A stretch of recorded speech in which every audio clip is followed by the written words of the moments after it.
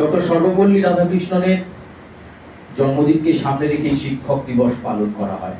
শিক্ষক যিনি আমাদেরকে প্রত্যেক মুহূর্তে গড়ে তোলেন, সমাজ গড়ার কারিগর, আর আমাদের জীবন গড়ার কারিগর হচ্ছেন ঠাকুর অনুকূলচন্দ্র। তিনি কিন্তু আমাদের জীবন গড়ে দেওয়ার কারিগর। তাই তারই একটি লাইন দিয়ে আজকে ইষ্ট প্রসঙ্গ শুরু করব। তিনি বলছেন, ফাঁকা কথা নিস্নে কানে, দিসনে বাস্তব মতামত, ফাঁকির বদলে ক্ষতি আনিস নে, চলন বলন থাকুক সৎ। কত সুন্দর তার সরল একটা লাইন।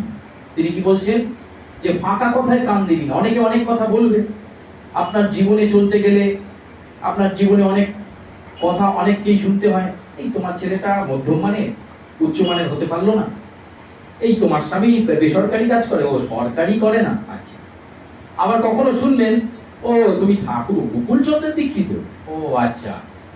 তো এরকম ফাঁকা কথা অনেক আমাদের কানে এসে পৌঁছয়, তাই তো মা? ভুল বললে বলবেন। তো সেই ফাঁকা কথা নিস্নে কানে, আর তার সঙ্গে তিনি কি বলছেন, দিসনে বাস্তব মতামত। ওই ফাঁকা কথার উপর বেস করে অনেক ক্ষেত্রেই দেখবেন আমরা অনেক সময় ভুল করে থাকি। এই দেখেছিস স্বপন কাকুর ছেলেটা, ছেলের মতো ছেলে হয়ে যায়, তুই তা করবেন না। দিসনে বাস্তব মতামত মানে কি, আপনার ছেলে বা মেয়ের মধ্যেও ঠাকুর নিশ্চয়ই কোনো গুণ রেখেছে, সেই গুণটাকে অন্বেষণ করার চেষ্টা করুন। তার ভেতরে প্রত্যেকের জীবনের মধ্যে কোনো না কোনো সুপ্ত ট্যালেন্ট আছে। তার মানে কি সবাই ইঞ্জিনিয়ার, সবাই সায়েন্টিস্ট হবে না? একেবারে তা নয়। কেউ ভালো লেখক হতে পারে, কেউ ভালো সঙ্গীত শিল্পী হতে পারে, কেউ ভালো বাদ্যযন্ত্র বাজাতে পারে, কেউ ভালো বাঁশি বাজাতে পারে। তাকে তার সেই পথেই চালনা করাটাই শ্রেয়, অন্যের সঙ্গে তুলনা না টেনে। ঠাকুর এই কথাটাই বলছেন। পরের লাইনে ঠাকুর কি বলছেন? বলছে, ফাঁকির বদলে ক্ষতি আনিস না। ফাঁকি দেবেন না। আপনি যদি আপনার পরিবারকে ফাঁকি দেন, আপনারই ক্ষতি একদিন। আপনি যদি আপনার সমাজকে ফাঁকি দেন, ক্ষতি আপনার। আপনি যদি আপনার এই পাশে বসে থাকা ইষ্টপ্রাণ মানুষকে ফাঁকি দেন, ক্ষতি আপনার। তাই তিনি বারবার বলছেন যে এমন ফাঁকি দিস না যাতে ক্ষতি হয়। যেটুকুনি পারবেন, যেটুকুনি বাস্তব, আপনার ক্ষমতায় সাধ্যতে যেটা পরিবেশন করা পরিবারের মধ্যে দরকার, সেই সত্যটাকেই অন্বেষণ করুন। দেখবেন আপনার অসুবিধা হবে না। দুঃখ তো থাকবেই, কষ্ট তো থাকবেই। কষ্ট না থাকলে তো মা আপনি ভগবানকে ডাকবেন না। সবই যদি আনন্দ ঘন মুহূর্তে হয়, রোজ আপনি সকালবেলা উঠছেন আর রোজ ভাবছেন আজকে পনির খাবো, আবার পরের দিন উঠলেন আপনি বলেন আজকে জোড়া আপেল খাবো, রোজ তো তা হয় না। কোনো না কোনো দিন একটু তো কষ্ট হয় যে বাবা আজকে একটু ছাতু দিয়ে শরবত খেয়ে বেরিয়ে যান। তাই প্রত্যেকটা দিন আমি সুখে থাকবো এটা হয় না। সুখ দুঃখ নিয়েই জীবন, তাই তো মা? তো এখান থেকেই ঠাকুর আমাদের বড় শিক্ষা দিলেন তার এই বাণীর মধ্যে। আরো একটা বাণী অন্বেষণ করি। তিনি বলছেন, ব্যবহার অভ্যেস যেমনই যার, লেখাপড়া যাই না জানো, শিক্ষা তার তেমনই। মানে আপনার অভ্যেস আর ব্যবহার হচ্ছে খুব গুরুত্বপূর্ণ। আপনি মানুষের কাছে বিনয়ী হচ্ছেন কিনা, আপনার ব্যবহারের মধ্যে সেই বিনয়ী ভাবটা আছে কিনা, পাল্টা আপনাকে যে উত্তর করছে সেটাও অনেকভাবে বলতে পারে। পৃথিবীতে কোনো মানুষ আপনাকে 100% পছন্দ করবে হতেই পারে। এতগুলো মা আছে, 10 জনের মধ্যে যদি আমি ধরে নিলাম 7 জন বললো যে আজকে সুচারু ভাই ভালো ইষ্ট প্রসঙ্গ করেছে, 3 জন কিন্তু বলবে না এইখানটা ওইটা তো বললো না, এইটাই খুঁত রয়ে গেল। এটা হবেই মা, কোনোদিন আপনি হতে পারেন না। সমালোচনা যদি না থাকে, আপনাকে নিয়ে যদি আলোচনা না থাকে, তাহলে আপনি ঠিক লাইনে নেই। তাহলে কে কি বললো সেটা ভাববেন না। ঠাকুরের জন্য প্রাণকে অবারিত দাঁড় করে দিন। আমি আবার বলেছি, আগেও বলেছি বহু সৎসঙ্গে, ঠাকুর ধরে চলার মানেটা কি।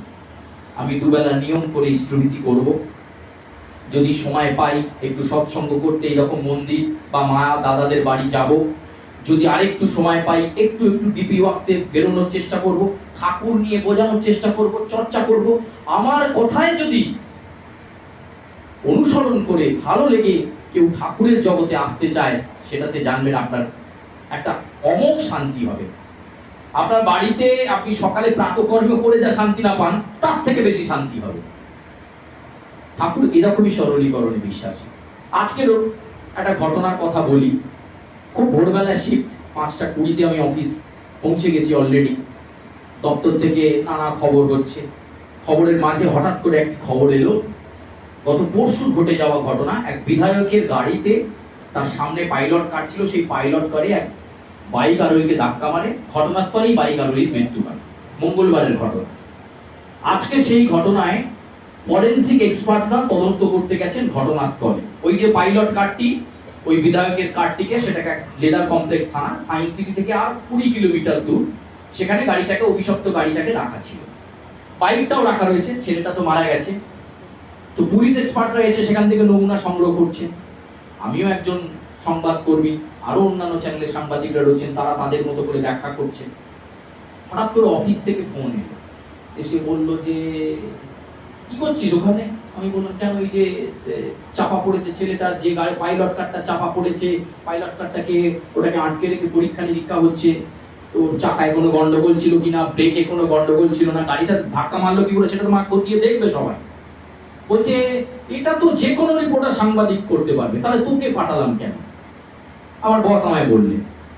আমি বসে বসে ভাবছি সত্যি তো কথা, তো অন্য কোনো রিপোর্টারও করতে পারবে। তো একটা চিনি ছাড়া চা নিয়ে খাচ্ছি আর মনে মনে রাধাস্বামী নাম করছি যে ঠাকুর কিছু একটা লাইন তো দাও, অফিস আমার থেকে বাড়তি কিছু আশা করছে। হঠাৎ করে মাথায় খেলে গেল গাড়ির পেছনের নাম্বার প্লেটটা দেখে আমি পরিবহন দপ্তরের একজন খুব গুরুত্বপূর্ণ আধিকারিক, তাকে ফোন করলাম। আমার সঙ্গে অনেক দিনের আলাপ। সাহেব ব্যস্ত আছেন?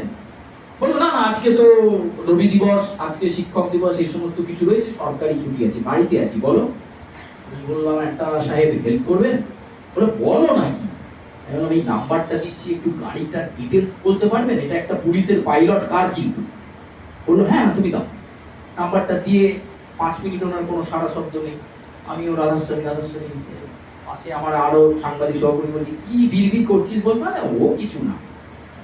হঠাৎ করে আমায় ফোন করলেন উনি 5 মিনিট পর। আমি ফোনটা নিয়ে একটু সরে গেলাম, কেন আমার বড় বেগ করা খবর আমি অন্য কাউকে আগে দেবো না।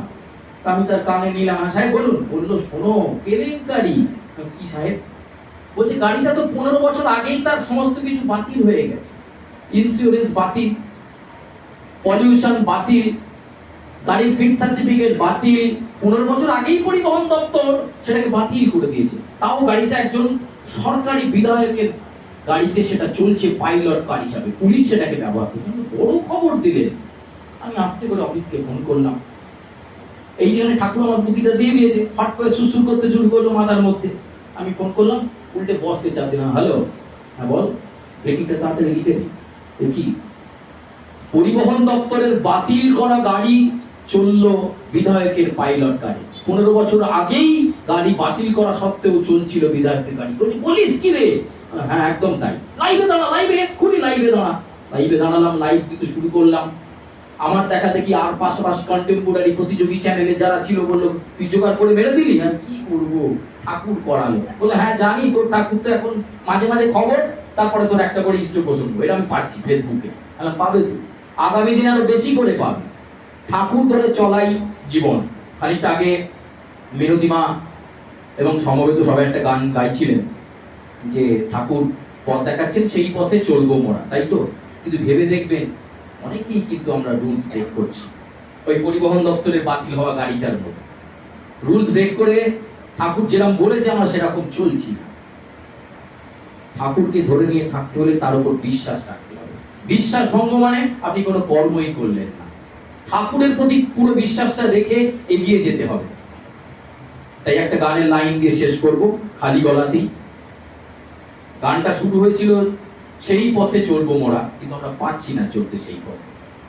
তুমি যেমন করে চালাতে চাও চলতে পারি না, তুমি যেমন করে চালাতে চাও চলতে পারি না।